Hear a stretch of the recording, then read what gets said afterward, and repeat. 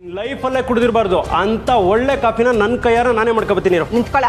ಏಯ್, ನೀನು ಓ ಜನ್ಮದಲ್ಲಿ ಬೆಕ್ಕಿನಾರಾಗಿದ್ದೇನೋ? ಯಾಕಜ್ಜಿ? ಎಲ್ಲ ಕೆಲ್ಸಕ್ಕೂ ಒಳ್ಳೆ ಕಪ್ಪು ಬೆಕ್ಕಿನ ಥರ ಅಡ್ಡ ಬರ್ತಿಯಲ್ಲ, ಅದಕ್ಕೆ. ಸುಮ್ಮನೆ ಬಾಯಿ ಮುಚ್ಕೊಂಡು ಕೂತ್ಕೊಳ್ಳ. ಅಮೃತ, ನೀನು ಹೋಗಮ್ಮ, ಕಾಫಿ ಮಾಡ್ಕೊಂಡು ಬಾ.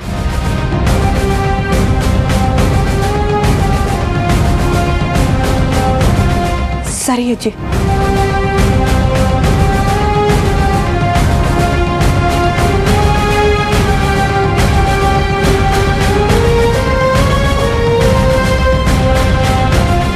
ಏನಾಗಿಣಿ, ನಿನಗೆ ಕಣ್ಣು ಕಾಣೋದಿಲ್ಲ ಅನ್ನೋದು 100ಕ್ಕೆ 100 ಸತ್ಯ ಕಣೆ.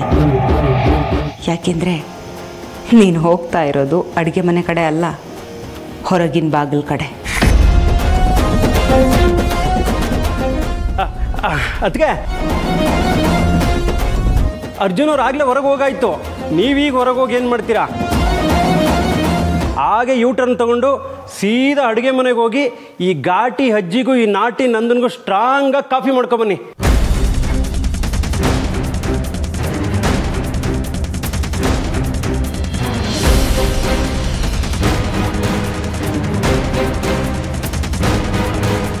ಅಜ್ಜಿ, ಇವತ್ತು ನಾನು ನಿಮಗೆ ಚೆಸ್ ಹೇಳ್ಕೊಡ್ತೀನಿ. ಏನೇ ಚೆಸ್ ಆಡೋದನ್ನ? ಅಯ್ಯೋ, ಇದೆಲ್ಲ ನಾನು ಬರೋದಿಲ್ಲ ಕಣ, ಬೇಡ. ಅಜ್ಜಿ ತುಂಬ ಚೆನ್ನಾಗಿರುತ್ತೆ, ನೋಡಜ್ಜಿ ನೀನು. ಜೀವನ ಬಾ. ನೋಡಜ್ಜಿ, ಇದು ಆನೆ. ಆನೆ ಹಾಗೆ ಸ್ಟ್ರೈಟಾಗಿ 6 ಹೆಜ್ಜೆ ಮುಂದೆ ಹೋಗಬೇಕು. ಇಲ್ಲಿ ನೋಡಜ್ಜಿ, ಒಂಟೆ ಕ್ರಾಸಾಗಿ ಹೋಗಬೇಕು. ನಿಧಾನಕ್ಕೆ ಹೋಗಿ ಸ್ವಲ್ಪ ಬಲಕ್ಕೆ. ಕುದುರೆ ಇದೆಯಲ್ಲ, ಎಲ್ಲಿ ಶೇಪಲ್ಲೇ ಹೋಗಬೇಕು. ಇದು ಇದು ಇದು ಇದು ಮೊದಲು ಕಾಫಿ ಪುಡಿ ಹುಡುಕ್ಬೇಕು. ಕರೆಕ್ಟು ಕರೆಕ್ಟು, ಸರಿಯಾಗಿದ್ದೀರಾ. ನೀವು ಹೋಗ್ಬೇಕಾದ ಜಾಗಕ್ಕೆ ಹೋಗುತ್ತೆ.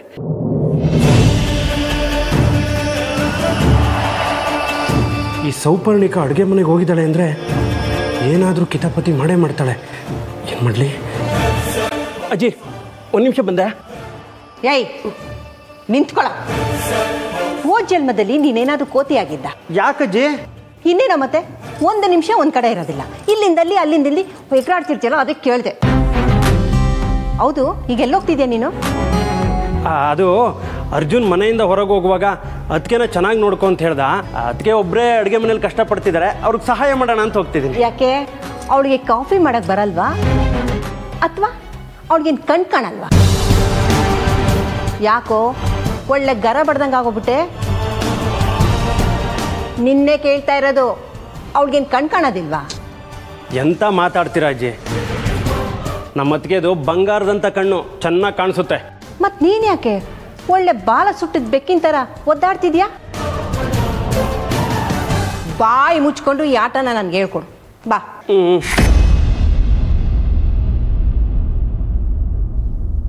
ಅಜ್ಜಿ, ನೀನು ಹೋದ ಜನ್ಮದಲ್ಲಿ ಜಿಗಣೆ ಆಗಿದ್ದ? ಬಿಟ್ಟ ಅಂದ್ರೆ ಮುಖ ಉಪ್ಪಿಟ್ಟ ಬಿಡ್ಬೇಕು. ಯಾಕೆ ಕೇಳ್ತಿದ್ಯಾ? ಅಲ್ಲ, ಈ ಜಿಗಣೆನೂ ಉಡಾನು ಹಿಡ್ಕೊಂಡ್ರೆ ಬಿಡಲ್ವಂತೆ. ನೀನು ಹಂಗೆ ನಾನು ಹಿಡಿದು ಕಟ್ಟಾಕಿದ್ಯಲ್ಲ, ಅದಕ್ಕೆ ಹಾಗೆ ಹೇಳಿದೆ. ಅಪ್ಪ, ನೀನು ಪಂಚ ಪರಮೇಶ್ವರ ಅಂತ ನನಗೆ ಚೆನ್ನಾಗಿ ಗೊತ್ತಿದೆ. ಈ ಆಟ ಎಲ್ಲ ನನ್ನ ಹತ್ರ ಬೇಡ, ಮೊದಲು ಈ ಆಟ ನನಗೆ ಹೇಳ್ಕೊಡು. ನೋಡಿ, ಇದು ಇದು ಆನೆ. ಆನೆ. ಇದು ಒಂಟೆ. ಒಂಟೆ. ಅದು ಕತ್ತೆ. ಕತ್ತೆ ಅದಲ್ಲ, ಇದು ಇದು ಕುದುರೆ. ಕುದುರೆ ಕುದುರೆ ಕರೆಕ್ಟ್. ಕುದುರೆ ಗೊತ್ತಿಲ್ಲ, ಕತ್ತೆ ಗೊತ್ತಿಲ್ಲ. ಇದು ಕುದುರೆ, ಇದು ಆನೆ, ಇದು ಒಂಟೆ. ಆನೆ ಹಿಂಗೆ ಹೋದ್ರೆ ಈ ಲೆಫ್ಟಿಗೆ ಬಂದ್ರೆ ಈ ಕುದುರೆನ ಹೊಡಿಬೋದು. ಓ,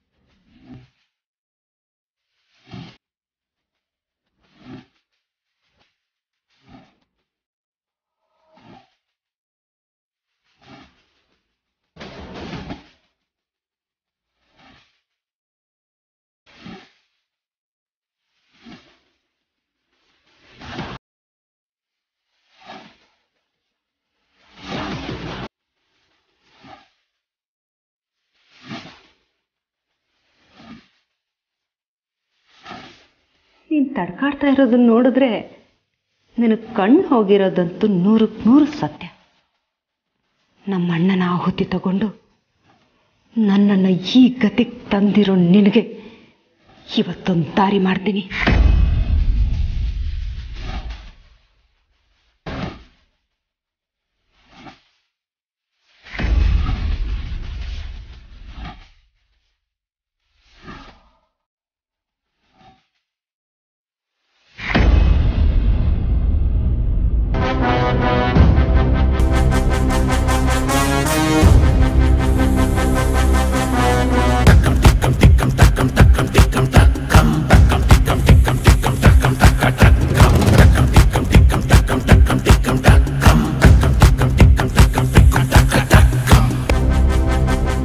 ಈಗ ಸಿಲಿಂಡರ್ ಬ್ಲಾಸ್ಟ್ ಆಗಿ ಶಿವನ್ ಪಾದ ಸೇರ್ತಾಳೆ ಆ ನಾಗಿಣಿ.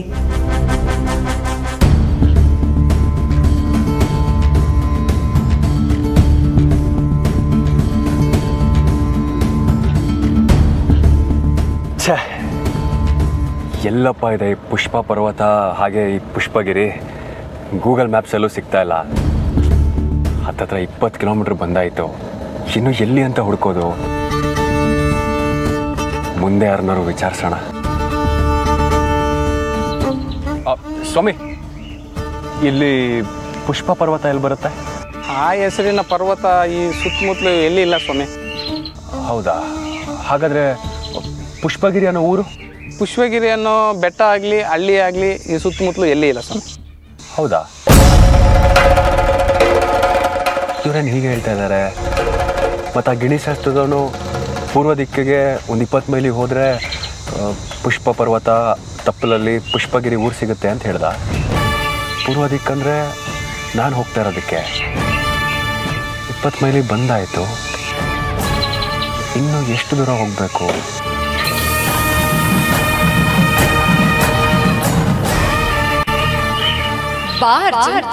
ನಿನಗೋಸ್ಕರ ಇಲ್ಲದೆ ಇರೋ ಪರ್ವತನ, ಇಲ್ಲದೆ ಇರೋ ಪುಷ್ಪಗಿರಿ ಅನ್ನೋ ಊರನ್ನ ಸೃಷ್ಟಿ ಮಾಡಿ ಬಾ. ಆ ಹಳ್ಳಿ ಹೆಸರು, ಆ ಪರ್ವತದ ಹೆಸರು ನನಗೆ ನಿನಗೆ ಮಾತ್ರ ಗೊತ್ತು. ಬಾ, ನಿನಗೋಸ್ಕರ ಪರಿತಪಿಸ್ತಾ ಕಾಯ್ತಾ ಇದ್ದೀನಿ. ನಾನು ಹೆಣ್ಣಿನ ರೂಪದ ವಿಶ್ವಾಮಿತ್ರ. ನಾನು ಅನ್ಕೊಂಡಿದ್ದು ನನ್ನ ಕೈವಶ ಆಗ್ಲೇಬೇಕು. ಅಲ್ಲಿವರೆಗೂ ನನಗೆ ಶಾಂತಿನೂ ಇರೋದಿಲ್ಲ, ಸಮಾಧಾನನೂ ಇರೋದಿಲ್ಲ.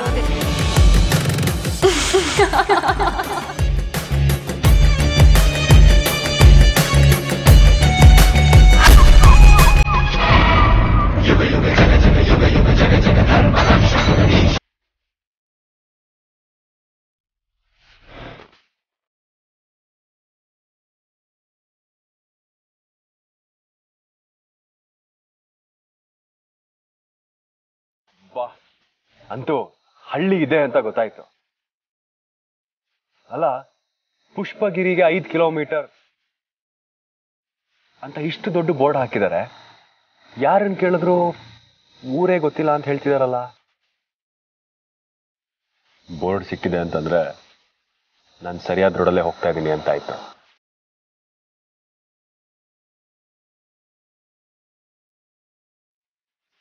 ಸರಿಯಾದ ದಿಕ್ಕಲ್ಲಿ ನೀನು ಬರ್ತಾ ಇಲ್ಲ ಅರ್ಜುನ್. ನನಗೆ ಯಾವ ದಿಕ್ಕು ಬೇಕೋ ಆ ದಿಕ್ಕಲ್ಲಿ ನಾನೇ ನಿನ್ನನ್ನು ಕರ್ಸ್ಕೊಳ್ತಾ ಇದ್ದೀನಿ. ಬಾ ಅರ್ಜುನ್, ಬಾ.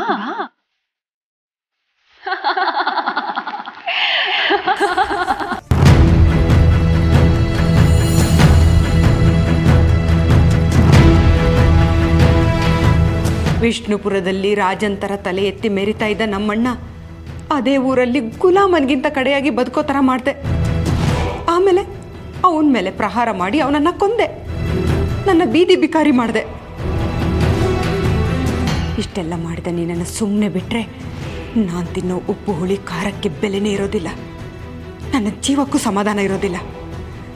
ಏಯ್ ನಾಗಿಣಿ, ಇವತ್ತು ನಿನ್ನ ಕತೆ ಮುಗೀತು.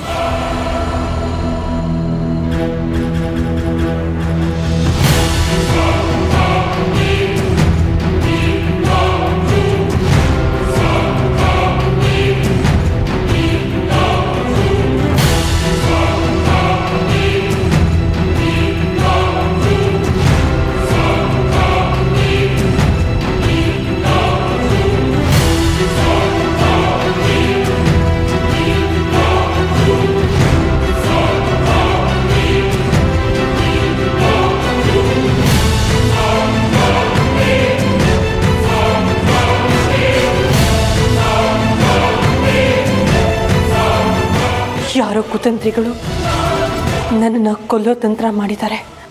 ಪರಮಾತ್ಮ, ನಾನು ಯಾರಿಗೆ ಏನು ಕೆಡುಕು ಮಾಡಿದ್ದೆ? ನಿನ್ನ ಒಂದು ಅಂಶವಾಗಿರೋ ನಾಗಮಣಿನ ನಾಗಲೋಕಕ್ಕೆ ತಗೊಂಡು ಹೋಗಬೇಕು ಅನ್ನೋದಷ್ಟೇ ನನ್ನ ಧ್ಯೇಯ, ಗುರಿ. ಈ ಧರ್ಮದ ಹಾದಿಯಲ್ಲಿ ನಾನು ನಡೀತಾ ಇದ್ದೀನಿ. ನನ್ನ ದಾರಿಯಲ್ಲಿ ಕುತಂತ್ರಿಗಳು ಕಲ್ಲು ಮುಳ್ಳು ಆಗ್ತಾ ನನ್ನ ಜೀವನ ಬಲಿ ತಗೊಳ್ಳೋದಕ್ಕೆ ನೋಡ್ತಾ ಇದ್ದಾರೆ. ಸೃಷ್ಟಿಯ ಚರಾಚರ ಜೀವಿಗಳ ಜೀವನ ನಿನ್ನ ಕೈಲಿ ಮಾತ್ರ ಇರೋದು ಅನ್ನೋದು ಕಟು ಸತ್ಯ. ಆ ಪಾಪಿಗಳಿಗೆ ಗೊತ್ತಿಲ್ಲ. ನಿನ್ನಿಚ್ಛೆ ಏನಿದೆಯೋ ಅದೇ ಆಗ್ಲಿ. ಅದನ್ನ ಮೀರಿ ಈ ಪ್ರಪಂಚದಲ್ಲಿ ನಡೆಯೋದಕ್ಕೆ ಯಾರಿಂದನೂ ಸಾಧ್ಯ ಇಲ್ಲ.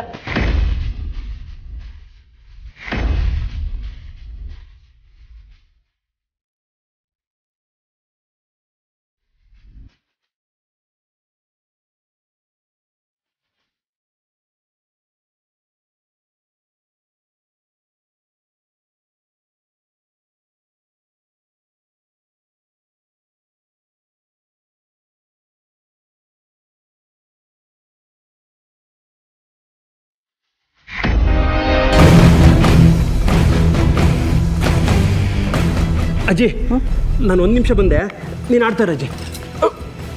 ಕುಕ್ಕರ ಬಡಿಯ, ಈ ಆಟ ತಲೆ ಬಿಡ ನನಗೆ ಗೊತ್ತಿಲ್ಲ.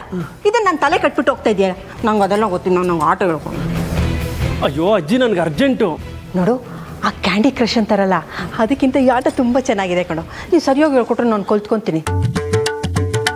ನೀನು ಯಾವಾಗಲೂ ಹೇಳ್ತೀಯಲ್ಲ, ಅದೇನೋ ನೀನು ಪಂಚ ಪರಮೇಶ್ವರ ಅಂತ, ಹಾಗೆ ನಿನ್ನ ಮುಖಕ್ಕೆ ಒಂದು ಪಂಚ್ ಕೊಟ್ಬಿಡ್ತೀನಿ ಅಷ್ಟೇ. ಹೇಳ್ಕೊಡ. ಈ ಅಜ್ಜಿ ಹತ್ರ ಸರಿಯಾಗಿ ಲಾಕಾದ್ನಲ್ಲ. ಏನು ಗೊಣಗ್ತಾ ಇದೆಯಾ? ಏನಿಲ್ಲ ಅಜ್ಜಿ. ಅಜ್ಜಿ, ನಿನ್ನ ವಯಸ್ಸಿನವ್ರಿಗೆ ಈ ಆಲ್ ಡಿಸ್ಕು, ಈ ಲೆನ್ಸು ಎಲ್ಲ ಬರ್ನ್ ಆಗೋಗಿರುತ್ತೆ. ನಿನಗೆಲ್ಲ ಬ್ರೈಟಾಗಿದೆಯಲ್ಲ, ಹೆಂಗೆ ಅಂತ ಯೋಚನೆ ಮಾಡ್ತಾ ಇದ್ದೆ. ಬಾಯಿ ಮುಚ್ಕೊಂಡು ಹೇಳ್ಕೊಟ್ರೆ ಸರಿ, ಇಲ್ಲ ಅಂದರೆ ನಿನ್ನೊಂದು ಗತಿ ಕಾಣಿಸ್ಬಿಡ್ತೀನಿ. ಹೇಳ್ಕೊಡ. ಸರಿ.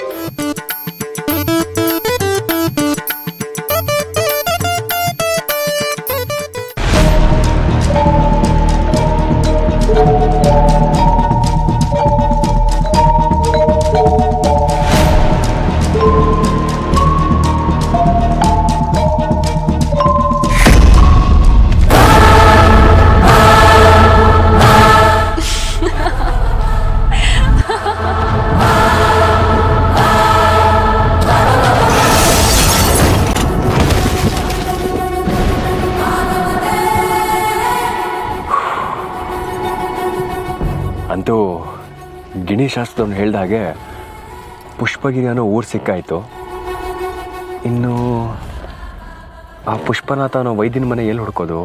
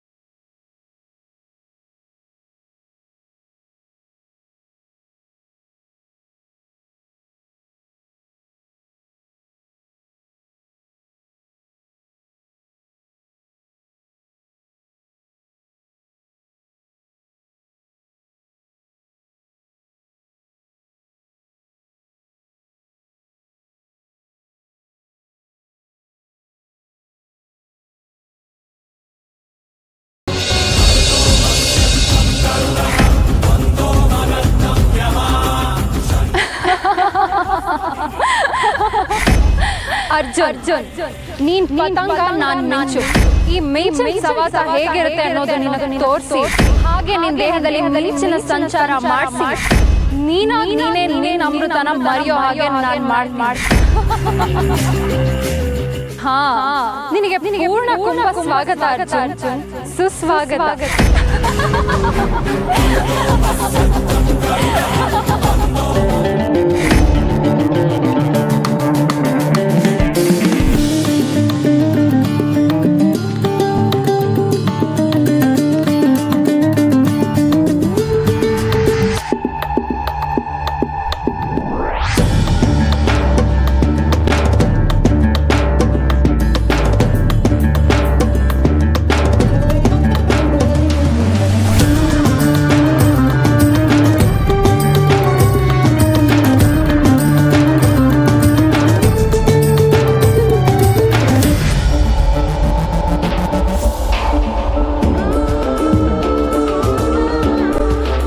ಮನೆ ನೋಡ್ತಾ ಇದ್ರೆ ಆ ಹೆಂಗ್ಸ್ ಹೇಳಿದ ಮನೆ ಇದೆ ಅನ್ಸುತ್ತೆ. ಪುಷ್ಪನಾಥ್ ಅವರೇ, ಪುಷ್ಪನಾಥ್ ಅವರೇ, ಯಾರಿದ್ದೀರೋ ಮನೇಲಿ?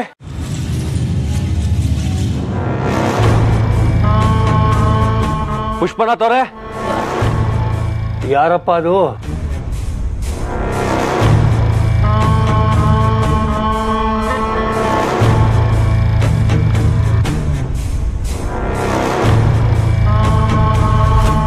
ಸರ್ ನಮಸ್ತೆ. ನಮಸ್ತೆ. ನನ್ನಿಂದ ಏನಾಗಬೇಕಪ್ಪ ನಿನಗೆ?